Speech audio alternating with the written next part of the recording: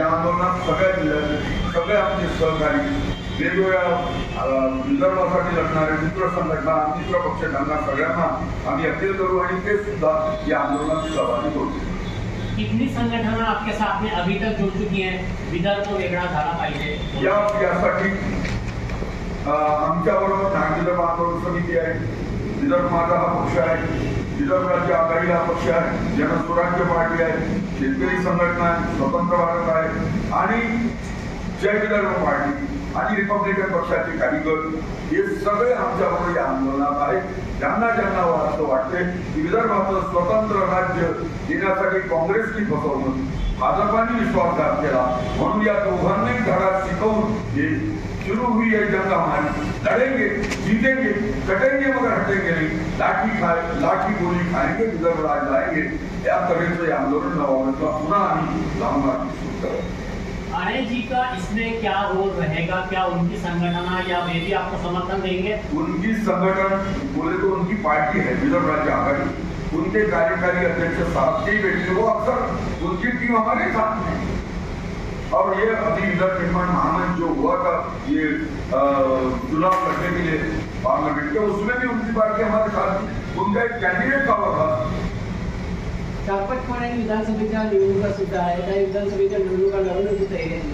निवडणुका तर येतातच, निवडणुका लढणारच आहे कारण तो एक आंदोलनाचा भाग आहे. जसं लोकसभेला आम्ही लढलो, आम्ही स्ट्रॉंग केलेले लोकांनी आमच्या ऐवजी इंडिया आघाडीला निवडलं. पण ही निवडणूक लोकशाहीची कंटिन्युअस प्रोसेस आहे आणि आंदोलन तीव्र करायसाठी आंदोलनाचा भाग म्हणून ज्या लढवल्या जातील आणि लढणार. आणि म्हणूनच तुमच्या सरकारला काहीतरी आता तुम्ही पाहिलं 31 खासदार गेले म्हणजे जवळजवळ 186 जागी धोक्याची घंटा सुरू झाली, ऑक्सिजन देणं सुरू झालं. 288 पैकी 186 जागी म्हणजे हे निश्चित झालंय की काही केलं तरी बीजेपी आणि त्यांच्या आघाडीचं विदर्भात महाराष्ट्रात राज्य येत नाही. विदर्भाचं राज्य केलं तरच त्यांना संधी आहे आणि म्हणून आम्ही त्यांना हा निर्णय करायला भाग पाडण्यासाठी येत्या पार्लमेंटच्या अधिवेशनात हा निर्णय व्हावा म्हणून हे आंदोलनाच्या तीव्रपणे करतो. लॉंग मार्च खूप लहान आहे, देखो सर, आजपासून पावसाची नक्षत्र सुरू झाली आहे. पावसाळा आहे, त्या पावसात आम्ही छत्र्या घेऊन जातो.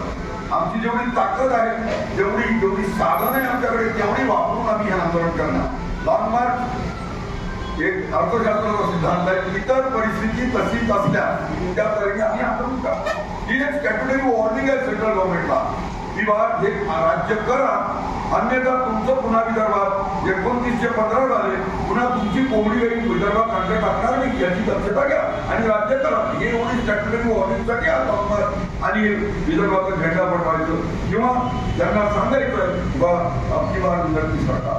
कटक साहेब, विषय असा आहे की आपण जे आंदोलन करतो, आपण जे बोलले की 12 वर्ष आंदोलन करत आहे, आपण मोजके लोक म्हणून आंदोलन करत आहात. या आंदोलनात युवकांचा सहभाग नाहीसा आहे. आपण कुठेतरी कमी पडला आहात तर युवकांना विदर्भ राज्याची वेगळा झाला तर त्याचं काय महत्व आहे हे सांगत आपण कुठेतरी मागे पडले आहात का? कारण की या आंदोलनात जे आहे आपल्यासारखे नेते तर आहेत, युवकांचा सहभाग त्याला खूप क्वचित प्रमाणात आहे आणि आताही विदर्भातील जे युवक आहेत उदासीन आहेत, विदर्भ राज्य वेगळा झाला पाहिजे यासाठी. आणि त्यांचं असं मत आहे की लहान राज्य किंवा महाराष्ट्रापासून वेगळं होऊन काही फायदा होणार नाही असं ते मिसअंडरस्टँड आहे, मिसअंडरस्टूड आहे त्या गोष्टीसाठी. आपण त्यांना अवेअरनेस नाही करू शकले हा एक मोठा प्रश्न आहे. दोन गोष्टी आहेत, मी आपल्याला खुल्या मनाने सांगतो. 9 ऑगस्टच्या आंदोलनात 50% तरुणांची डोकी आपण मोजून घ्यायची. जेवढी काही माणसं असतील त्यात 50% तरुण असतील ते आपण आम्ही त्या दिवशी आपल्याला प्रत्यक्ष दाखवून कृतीने दाखवू. नंबर 1. नंबर 2, राजकीय पक्षांनी सगळ्या सवयी तरुणांच्या बिघडवून टाकल्या. आना खाना पिना. आता या निवडणुकीचं तुम्ही पाहिलं, काही विषय होते का? जाहीरनाम्यावर चर्चा होती का? काही देशाच्या प्रश्नावर काही नाही. यांनी घोडं मारलं, यांनी गधं मारलं, यांनी अमकं केलं, यांनी तमकं केलं.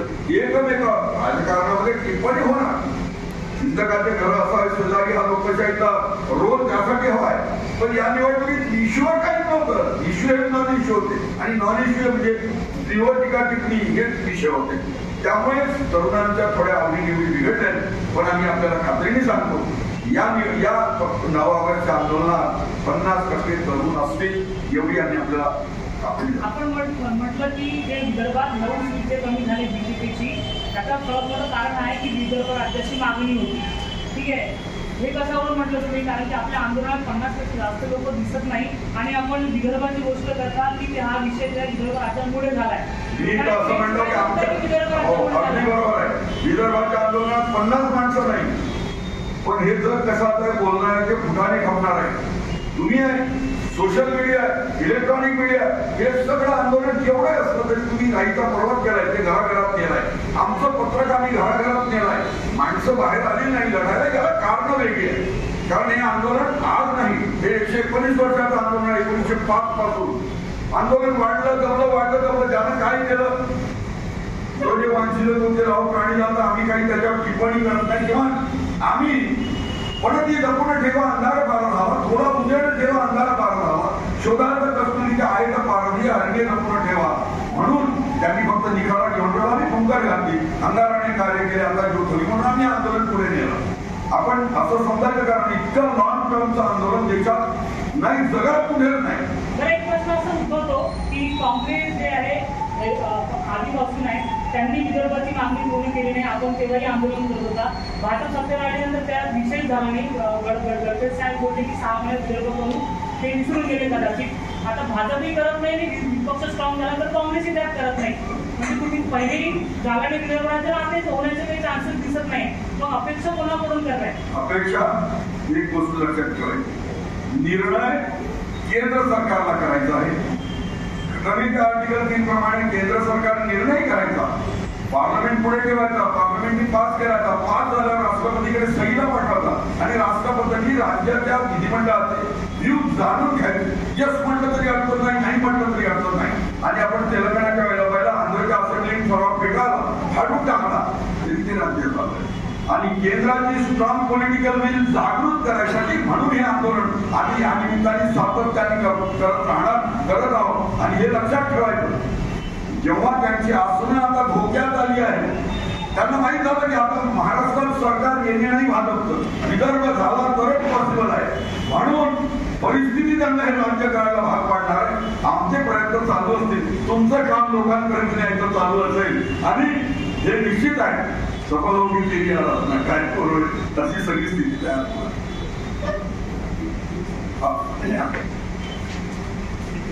विदर्भात जी शिवसेना विदर्भाच्या मागणीला विरोध करत होती, त्यांच्या पक्षाच्या कोकणीने अंड टाकल्याने विरोध आले आणि एकच आरोपी निर्दोष सुटला आहे, ते म्हणजे गडकरी साहेब. आणि भाजपचं सुद्धा पूर्णपणे पाणीपत झाला आहे. आम्ही म्हणत होतो त्यांना की तुमचा जर विदर्भ केला नाही तर या निवडणुकीत तुम्हाला साफ होईल विदर्भात. त्याप्रमाणे मतदारांनी तो कौल दिला. मलाही आमचं कॅडर नव्हतं, ते आमच्या पक्षाचं कॅडर नव्हतं. त्याचा फायदा जो ऑल्टरनेटिव्ह वाटला लोकांनी तो निवडला. निवडीचं स्वातंत्र्य मतदारांचं आहे. आणि या निमित्ताने 3 गोष्टी महत्वाच्या झाल्या आहेत. एक, केंद्रात फाजील बहुमतात असणारं सरकार अल्पमतात आलं आहे, म्हणजे हवेतून उडणारं सरकार जमिनीवर आलं आहे. आणि जे 2 मित्र पक्ष घेऊन ते करतायत त्याचा स्थायी भाव तुम्हाला माहित आहे. नितीश कुमारांनी 7 वेळेला पडद्यावरून सीएमसी टिकवली आहे आणि चंद्रबाबूचं पण तसंच आहे. त्यामुळे या सगळ्या परिस्थितीत नंबर 1 कसं झालं की अस्थिर सरकार, नंबर 2 विदर्भातून उभाटा असेल, शिंदे सेना असेल, पूर्व विदर्भातून हद्दपार झाली. एक माणसं त्यांचे चुकून वाचले आहेत आणि बीजेपी पूर्णपणे विदर्भात जमिनीवर आली आहे. ती आणि त्यांच्या मित्रपक्षाचे मागच्या वेळेला 9 खासदार होते, आता केवळ ते 3 खासदार आला आहे. म्हणजे 2/3 माणसं त्यांची कमी झाली आहे. हा एक भाग. दुसरा महत्वाचा विदर्भ राज्य निर्मितीत जे म्हणून गाजर दाखवलं जायचं की मुंबई ही आर्थिक राजधानी आहे, ती गेली तर कसं, ती आम्हाला पहिले कॅप्चर करू द्या. ते स्वप्न आता भाजपचं भंगलं आहे.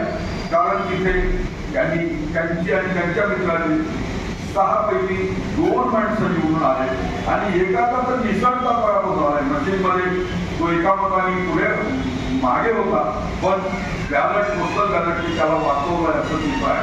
आणि या सगळ्या परिस्थितीमध्ये विदर्भाचं राज्य गेल्याशिवाय भाजपाला हे सरकार येणार ज्यांना